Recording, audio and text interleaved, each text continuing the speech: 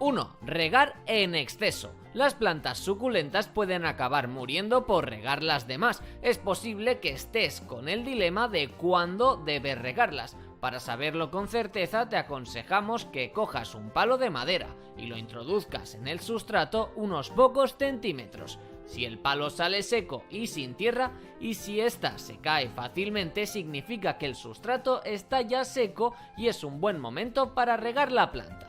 En cambio, si el palo sale húmedo y con tierra pegada, significa que el sustrato está mojado y aún no puedes regarla aunque haya pasado incluso una semana.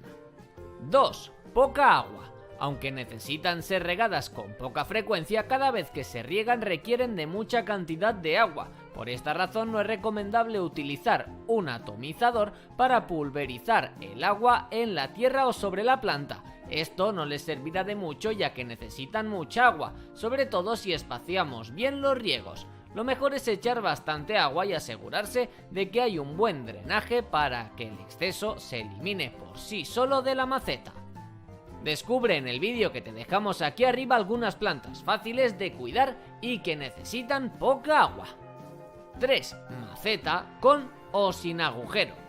Debes saber cómo regar tus suculentas dependiendo de si utilizas una maceta con agujero o sin agujero, ya que no se hace de la misma manera. Se recomienda utilizar macetas sin agujero solo si ya tienes mucha experiencia en el riego de este tipo de plantas y conoces muy bien tus suculentas. Para principiantes es más recomendable utilizar siempre macetas con agujeros. Aún así, vamos a ver cómo utilizar cada una de ellas. En las macetas sin agujero es recomendable utilizar un sustrato que no retenga la humedad, para que así el agua del riego se evapore fácilmente. Para lograrlo, debes utilizar un sustrato que en su mayor parte sea tipo ojal o piedra pómez. Deberás combinar este sustrato con tierra normal para suculentas. En cambio, para macetas con agujeros se recomienda utilizar sustrato normal para suculentas. Este retendrá la humedad necesaria para la planta y poner piedras ligeras y porosas que permitan un buen drenaje en la primera capa sobre los agujeros de la maceta. Antes de continuar, vamos a ponerte a prueba. ¿Dirías que las plantas suculentas pueden dar frutos? A. Sí, por supuesto. B. No, es imposible. La respuesta correcta es la A. ¿Sabías que la fruta del dragón viene de una suculenta? Existen varios tipos de suculentas que dan frutos. Curioso, ¿verdad? 4. Tamaño de la maceta incorrecto. Otro de los errores más comunes es no elegir el tamaño correcto de la maceta para la planta. Puedes creer que poner tu planta pequeña en una maceta más grande hará que crezca y se expanda con facilidad, pero esto no es lo ideal. Si utilizas una maceta mucho más grande que la planta, cuando la riegues no podrá absorber toda la humedad acumulada, esta será demasiada y su raíz se pudrirá. Además, las suculentas son de raíces cortas, por eso es muy importante plantarlas en macetas de su tamaño, ni demasiado grandes ni demasiado pequeñas. 5. No exponerlas al sol.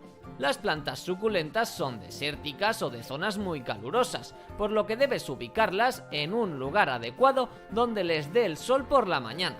Se recomienda de 4 a 6 horas de sol por la mañana y que tengan sombra durante la tarde.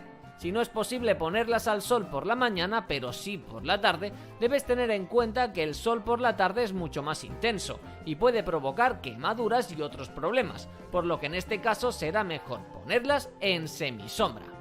6. Demasiado sol. Acabamos de comentar que las plantas suculentas necesitan mucho sol, pero existen muchas especies distintas y algunas no son de pleno sol.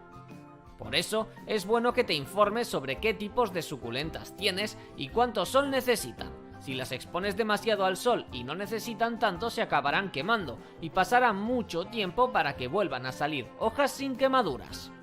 Y 7. No conocer el sustrato. Por último, otro de los grandes errores es no conocer qué sustrato tarda más y qué sustrato tarda menos en secar. Por ejemplo, la tierra de jardín permanece húmeda durante más tiempo, por lo que tarda más en secar.